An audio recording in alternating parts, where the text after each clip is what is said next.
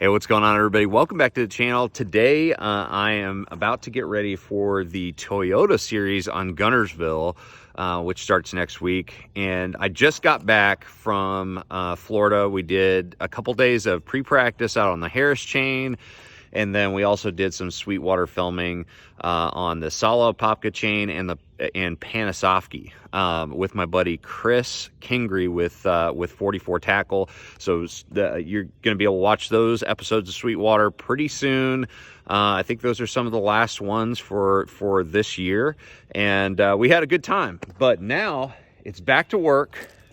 Doppler's over there just chilling. He's going to chill while I'm working. It's back to work. We're going to rig out this boat, get it organized and ready for Guntersville. But I wanted to make sure that I did a full boat tour of the 921 Elite. So this is the 2022 version. For you guys that are looking at the 921 Elite, I want to do as comprehensive of a tour as possible. I've even got the measuring tape out for some things, but we're going to look at pretty much everything. I'm going to go bow to stern, and we're just going to take a look at it. But first off, let's start off with the cover, because I'm going to take it off, obviously, to show you the rest. So starting off with the cover, I've had a lot of covers. The last Phoenix I had, I considered it the best cover I've ever had, just the way they designed it. And this one is actually really, really good. It's got these poles, this pole system that kind of pitches the cover just right when you're on the road, and also when it's raining. It's really, really nice. And I'll show you those poles real quick. But overall, it's a ratcheting system like most covers. Got the ratchet in here. Okay, and works real nice. You got the access to the gas cap. All right, so we got that. It actually, one thing that's really cool about it is that it snaps on the back here, so you get a good clean connection. It's real tight. And so let's go ahead and take off the cover. Actually, before I do want to mention I've got 3 graphs up here that are all connected. And one thing I'm really surprised with and impressed with this cover is that it fits so well with those 3 graphs on it, and also the console too. It actually all fits perfectly. I've had covers in the past that don't fit properly with all the electronics on the front, and you end up like wearing out the cover. But this cover, works flawlessly with everything. So they did a good job accommodating the graphs that everybody has. Let's go ahead and take this off, or at least loosen it up. Now, the cover actually hooks under here. Oh, look at that. We got some Spanish moss. This is how invasive species are transported. Got some, it's kind of hooked to this big hole right here. But I want to show you this pole system. All right. So you got this pole right here that kind of, connects to the cover to create that nice pitch. You got one right there, and that one connects on the 2 handles on either side, and then the front one on the bow connects to the cleats on either side.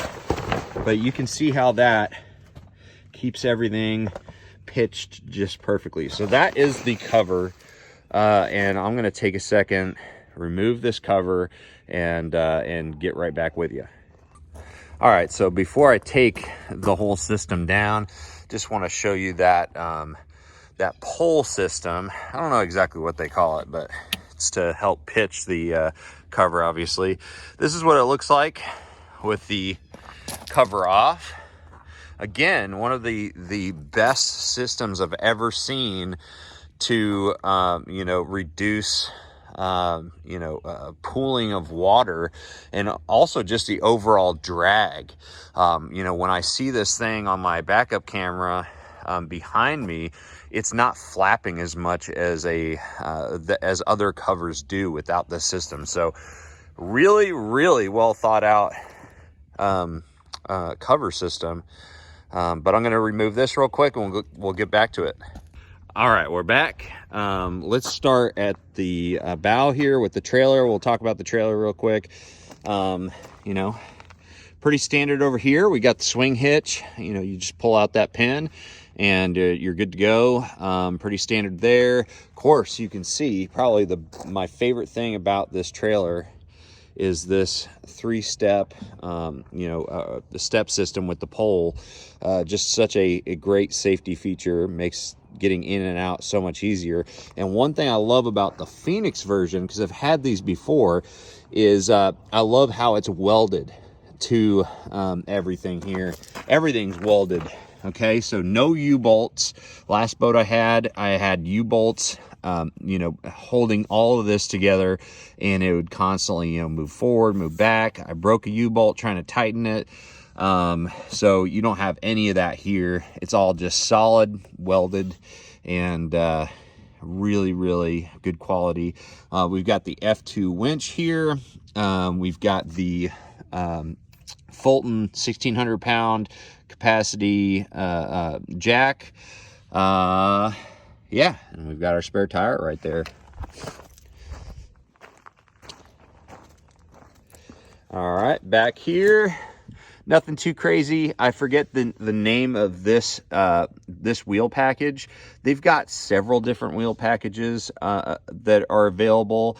This trailer's just got the basic leaf spring package, but the great thing is that it is 3 leaf springs, or what do I say? Maybe it's 4. But yeah, I've had trailers before. The last trailer I had just had 1 leaf spring per axle, or at least per side of the axle, and I don't like that. I don't like that at all. But this is awesome. This is pretty bomber. We're good to go on that. So that is the trailer. Another thing I need to mention is I've got 1 axle that has the brakes. Of course, I've got a dually, so this thing stops pretty good without having that second set of brakes. But that's it. So back here, of course, it's rated for a 250. I'm not sure if it's actually, the 921 is actually rated for anything bigger. I would guess that you could go up to a 300, but of course, as a tournament fisherman, 250 is standard. We've got the 2 power pole blades, 8-footers, brackets right there, all sleek, clean. The back here, I'll show you underneath where the plug is. You can see that down there. A little bit of a far reach. One thing I will say is everything's kind of squat down on the Phoenix.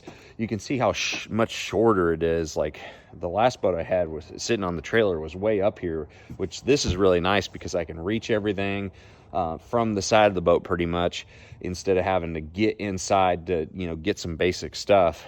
But yeah, one thing they did at the factory back here is they put 2 bolts instead of just 1 on the top of the transom there.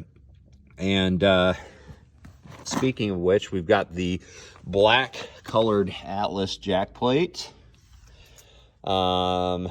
And I've been using, this is actually the same DD26 mean mount I've been using for several years now.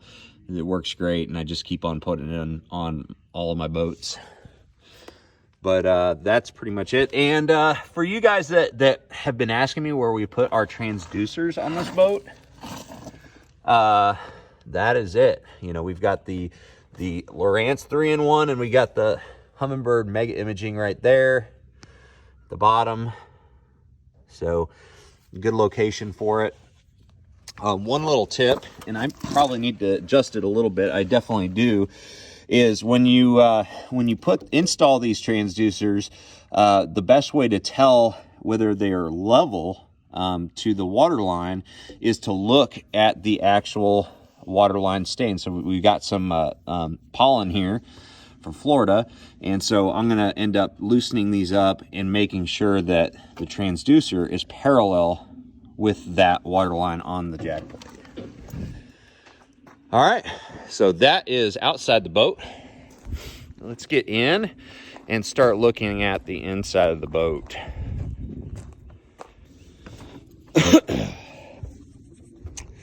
All right, here we are inside. This is what the bow looks like. We got the Motor Guide Tour Pro here. Of course, we got the Mega 360, Panoptix Live Scope, the 3 brands of electronics up here. One thing I do want to mention is how nicely everything fits up here on this bow panel for all the electronics. Okay, so my last few boats, the cable on the trolling motor has always been an issue because it always like drapes over, you know, the front graph. It's always a problem, but on this boat there's absolutely zero issues with that. It's just such a clean place up here. One thing we ended up doing is putting a plug right here for the trolling motor just so I could access it. The way that the Phoenix did it was real bomber and a great way to do it, but it was actually hardwired inside here, inside the panel. So I'd have to take this apart if I needed to change out the trolling motor. So just wanted something that I could change on the fly. So, you know, if you're kind of the same thought process, that's where we put that plug right there at bassboatelectronics.com did that. The panel that we used, we didn't use the dual panel on the front that Phoenix makes, that fiberglass panel. This is their stock panel, and or actually this is the Bass Boat Technologies panel. The stock one is like a composite or a carbon fiber. But the great thing about Phoenix is up here, instead of using screws, they actually use these bolts. And the bolts are actually attached by the glassed in T-nuts in the fiberglass. So it's real tight. You don't need to have access underneath to have a bolt system. So we've got a really solid system here on the bow, and we've got the trim stomp switches here. These work awesome. These are amazing, super easy to use, and I can still stomp on them. You know, just put my foot around here and hit those. The only other thing that's up here is the nav light switch right there. That's the only thing that kind of gets a little cluttered, you know, often the cable on the trolling motor will kind of hit that, but I keep it on most of the time. You can see I added a little place to be able to connect a cam strap. I just keep it kind of tucked over there, just for the time being if I'm not using it. But that is for strapping the trolling motor down to keep it nice and tight, you know, in rough water situations. Always suggest that. All right, moving back. One thing you'll notice is I've got 2 sets of rod straps on both sides. I ordered that as part of the package. Love that, especially for rough water. Just thought that would be super functional. Got a big wide deck here. Let's take out the measuring tape. Okay, let's measure it. So up here, you know, by the end of the rod locker, from gunnel to gunnel, we got 70 inches. Okay, so right at that point where you're going to stand. Right at the end of the front deck here, this may not be all that helpful for anybody, but we got about 78 inches there from inside a gunnel to inside a gunnel. Just figured I'd show you guys that if anybody's interested in that kind of stuff. I know some people are. All right, so let's move into the storage on the bow. One thing I love about this boat is these slam latches. So you don't have to twist them. You just lift them up. You can lift up the compartment there. So got a lot of storage in here. This is where I put my emergency bag, a lot of safety equipment, you know, YOLO tech, some extra line, things like that. We've mounted the Garmin Panoptix Live Scope module in here as well. But this is a good, useful storage container. It goes up there quite a bit. I couldn't fit my push pole and my lure retriever in here, my telescopic, you know, plug knocker, but everything else fits in there just fine. So that's what I use it for. And in here we've got the day box. It's got this little removable tray. Got all Elastix in there. Still got to fill this up. We got access to the speaker that's underneath the console right there. But yeah, I guess you could use this as a cooler or whatever. I'm just probably going to use it for soft plastic storage, things like that. But let's see how big it is. You know, that's something I was wondering. So the opening is right at like 9.5 inches. Inside is right at about 13.5 inches wide. So yeah, in case you're wondering, again, these may be completely useless measurements that we're taking, but for that one person that wants to know what size that is, that's what size it is. Because I know I was interested. All right, so next let's get into this center box, which is my favorite part of the front deck of this boat. This is just the best storage system I've ever had in a bass boat. You got these nice, you know, lift assist pistons, keep everything up, even if it's, you know, if the lid is wet, you know, the water is in the carpet. It's got plenty of power to keep that up, which I've had problems with boats before. You got the board right there. One thing I will tell you is you definitely want to make a concerted effort not to do that and put it up, because you will stub your toe and you might crash into your boat pretty good. So tell your co-anglers, your partners, not to accidentally put it straight up like that. And it comes with this little lure organizer here. That came standard, has a little foam insert there where you can stick your hooks in. And this right here, I mean, this holds a ton of tackle. Got a little cubby right here for random stuff. I got a little bit of trash. I got to clean this out, but we've got, you know, my leader material, my gold label fluorocarbon from Seagar. I got a lot of my 3600 size tackle boxes, some 37 on the side rails.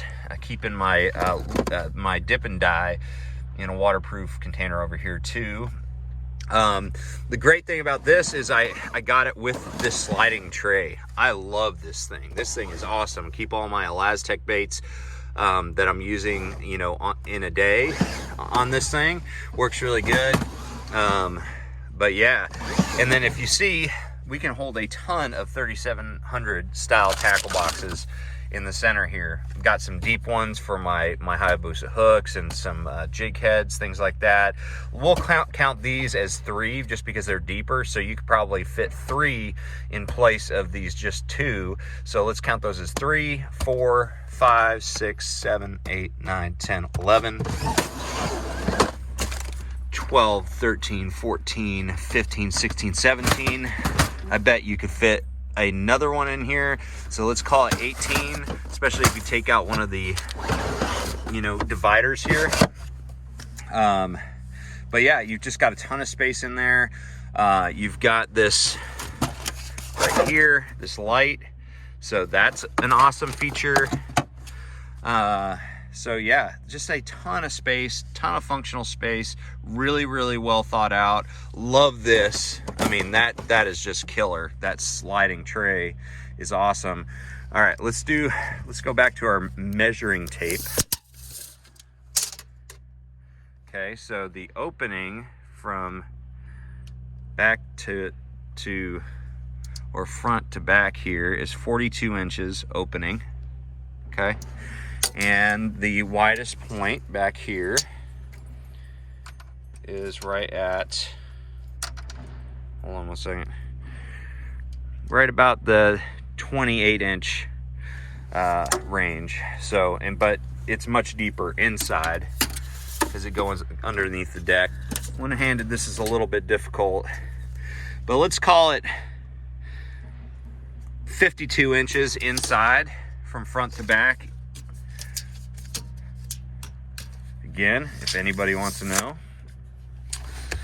All right, let's close this up. All right, and let's go over here to the rod locker. All right, so got a lot of Fitzgerald rods and reels in here. I think we probably got like 30. Pretty standard here. Fits, you know, all the rods that I need in here, up to 8 foot or so. Yeah, I took out the divider, you know, the rack on back here, and the divider tubes, just so I could fit more rods. So those are stuffed in there. But yeah, pretty standard rod locker. This is a little cutaway, but actually, as I was taking these rods out, I just wanted to show you guys how many rods I could fit in that locker. I didn't count them, but that's quite a bit. All right, so now we get down to here, these little compartments here. Don't mind the noise. We've got our electric and water lines getting put in, so sorry about a little bit of noise. This lid has a little slide out tray. Haven't figured out what I really want that for. I've just got some odds and ends, you know, just, you know, things that I've used. A little bit of trash.